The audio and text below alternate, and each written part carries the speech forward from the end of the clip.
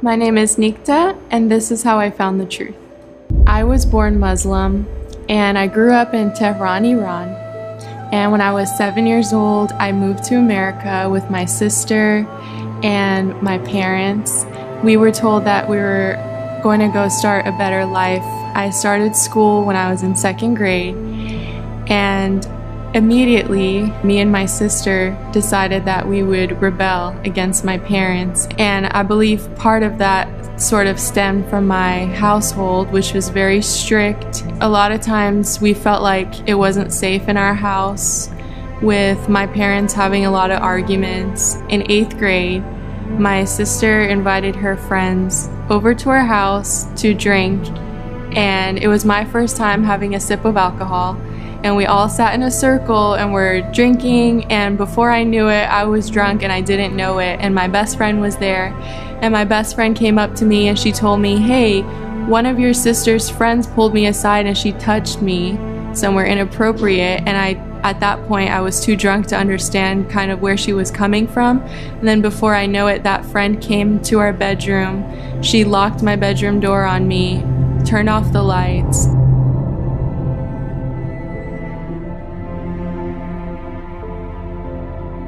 Ever since that day, I believe there was a big wound created in my heart, so I started drinking away the pain. I was starting to get aggressive and more rebellious. My mom would tell me that you should pray to Allah and you should pray for His peace and for Him, and I would even try that too.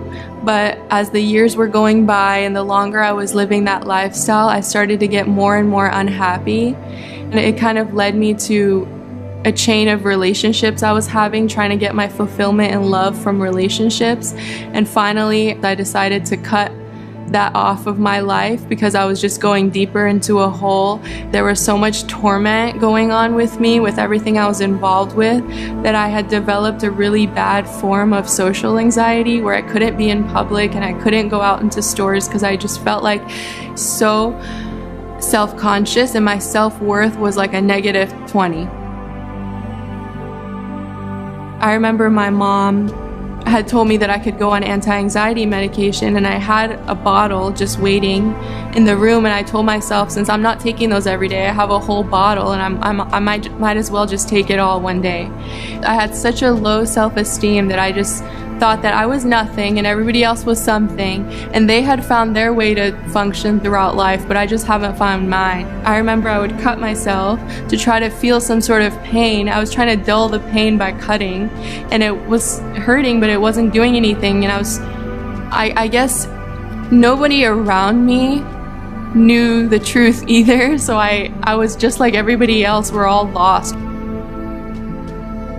My mom had sent me and my sister on a trip to Iran to go and see my family, and she told me, maybe if you go see your family, maybe if you go travel, you'll feel better. So I ended up going on the trip, and I was miserable and I was crying, and my cousins knew it, and they tried to help me and they tried to console me, but they didn't know any better. So they just kind of told me that you just kind of have to live with it. Life is pretty hard. And I remember I was in my aunt's bedroom and I had shut all the blinds, and I was laying there just thinking about how I wanted to die so bad, knowing that nothing was answering me, no one was hearing my pain, and nobody knew how hard it was. And I just was crying out like I did every day, but this time when I closed my eyes, I saw a vision of Jesus, and He was standing and He was looking at me. And He was in a church, an old wooden church, and He was standing in front of stained glass windows. And He communicated to me, "Follow me." And I opened my eyes, and a few seconds later, my mind caught up to me, and I realized I just saw something. I just saw Jesus.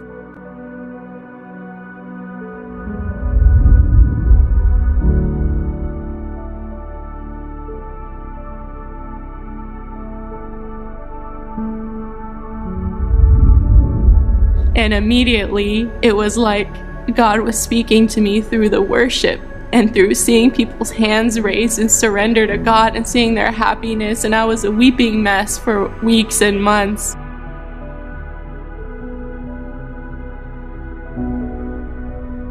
one day I was in my car and the Lord brought a memory back in my mind, which I had suppressed, and it was that memory of being in 8th grade. And the Lord spoke to me, you know what happened that day, right? And I said, no. And he said, you got molested. And that I felt like a brick fall on me and all my emotions just released, and I realized I had suppressed that memory and it was holding me back from experiencing love, and it was holding me back in so many ways. I remember this was a redemption process, and he was giving me dreams where my identity was completely different. And even though I felt that pain, the Lord had renewed me so much that I was completely confident, and that dream just, it was a lifeline for me, so I didn't get stuck in all the pain and anguish, but I realized that God wanted to heal me and restore me. That doesn't matter what anybody does to me, that I'm a child of God, that I'm who he says I am. And since then, it's just been things broken off of my life, like the sexual abuse trauma and the anxiety broken off and the fear of people broken off, and I broke agreement with witchcraft and all of that stuff, and I threw everything away, and I know that Jesus is king. And I know that, and now just looking back, I can see that the Lord never made me to be scared of people, and I love people intensely.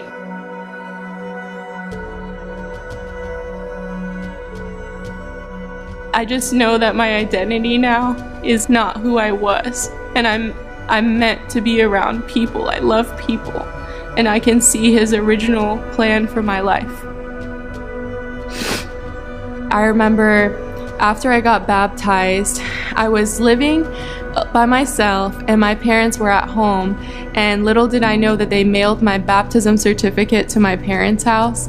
And I remember going home, and my dad, he was very stern with me. He asked me, what is this? And I told him I got baptized, and he said, why did you need to do that? Why did you do that? And I said, because I'm making my declaration that Jesus Christ is my Lord. And he was so upset with me, and he said, this is the worst thing you could have done to our family. Now this is too much Jesus. I thought you were incorporating him, not making him your Lord. So I think ever since that day, he started to get more and more angry with me. And I remember I was really shaken, but I just went upstairs and I just started praying for him. Another day after that, my mom had invited me over, and she basically sat me down and told me that because I'm a Christian, that she can't really support me as her daughter anymore, and she doesn't want to be involved because I'm not the daughter that she once knew. So I remember just feeling so brokenhearted, and I was driving off from that encounter just weeping in my car. I showed up to my boyfriend's house, and he just came outside, and we sat on top of the hood of my car, and I was just weeping, and he was holding me. He said, it's okay, and we can expect this kind of stuff. And I told him, can you just come with me, because I gotta go home to see my dad, but I'm really scared because he's been calling my phone. And I was just remembering, the Lord put it in my remembrance, a testimony I heard about a Muslim woman who, when her dad found out about all this, he paid somebody to behead her. And that testimony was just in my head for some reason. He said, actually, let me call you and you can mute me, so I'll hear everything that's happening and I'll be right outside for you.